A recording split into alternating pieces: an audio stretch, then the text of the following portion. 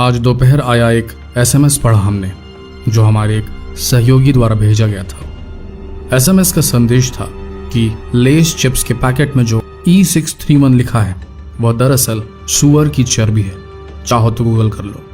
कमाल है, शायद ही कोई भारतीय परिवार चिप्स आदि से बच पाया होगा। हमें तत्काल कुछ वर्षों पहले का वह समय याद आने लगा जब MSG का पता चलने पर हम हर स्टोर पर किसी खाद्य पदार्थ के पैकेट पर नजरें गड़ाकर यह देखने लग जाते थे कि इसमें कहीं MSG तो नहीं। और शायद तब वहां का स्टाफ व्यंग भरी नजरें लिए बताता था कि यह सस्ता है सर, ज्यादा महंगा नहीं। और फिर हम और आप कहते कि कीमत नहीं देख रहे हैं, जिससे उन शॉप वर्कर्स की जिज्ञासा बढ़ जाती और आप बताते कि यह MSG, ये अजीनोमोटो क्या होता है, किससे बनता है, क्या नुकसान है इसके। आजकल तो बड़े बड़े अक्षरों में खास तौर पर लिखा रहता है कि नो MSG।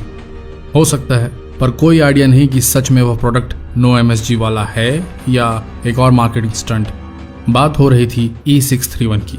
हमने उस सूअर की चर्बी वाले SMS की सत्यता साबित करने के लिए गूगल की शरण ली तो पता चला कि कुछ अरसे पहले यह हंगामा पाकिस्तान में भी हुआ था और ऐसे अन्य देशों में भी हुआ था।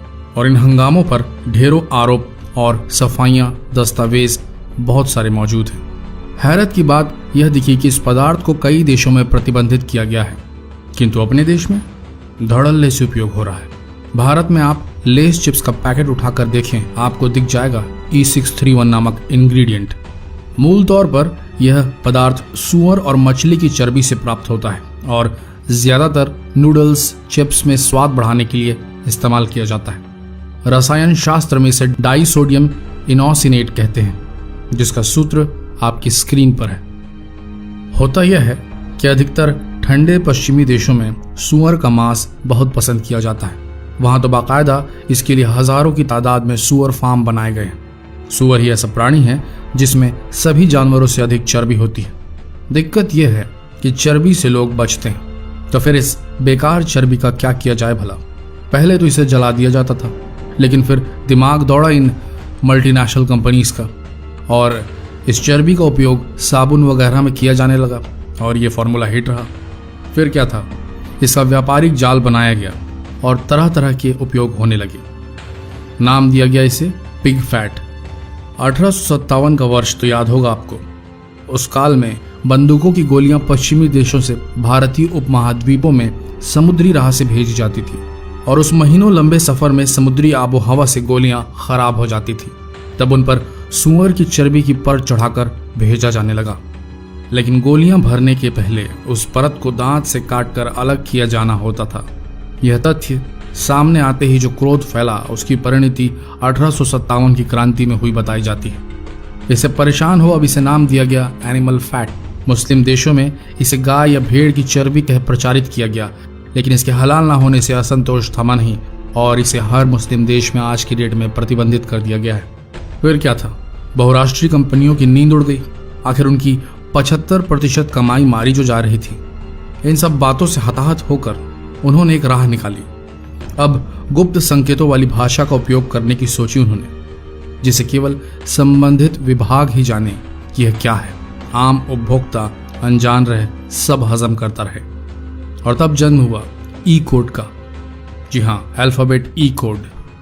तब से यह E631 पदार्थ कई चीजों में उपयोग किया जाने लगा, जिसमें मुख्य हैं toothpaste, shaving cream, chewing gum, chocolate, मिठाई, बिस्कुट, कॉर्नफ्लेक्स, टॉफी, डिब्बाबंद खाद्य पदार्थ आदि। सूची में और भी नाम हो सकते हैं।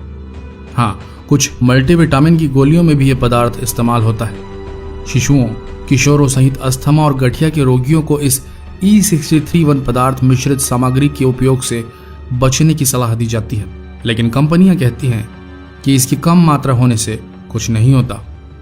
अब पता नहीं बात किसकी सही है। पिछले वर्ष ऐसे ही कुरकुरे में प्लास्टिक होने की खबर फैली थी। चाहे तो आप भी एक दो टुकड़ों को जलाकर देख लें। हमने वैसे ही किया और पिघलते टपकते कुरकुरे को देखकर हम सब हैरान रह गए। अब लग रहा है कि कहीं वह उस सूअर की चर्बी का प्रभाव तो नहीं था।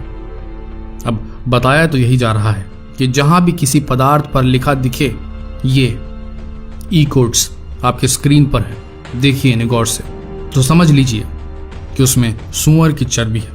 और कुछ जानना हो कि किस कोड वाले पदार्थ और कुछ जानना हो कि किस कोड वाले पदार्थ का उपयोग करने से किससे बचना चाहिए तो यह सूची देख लें, आपके स्क्रीन पर है। समझ लीजिए कि उसमें सूअर की चर्बी है।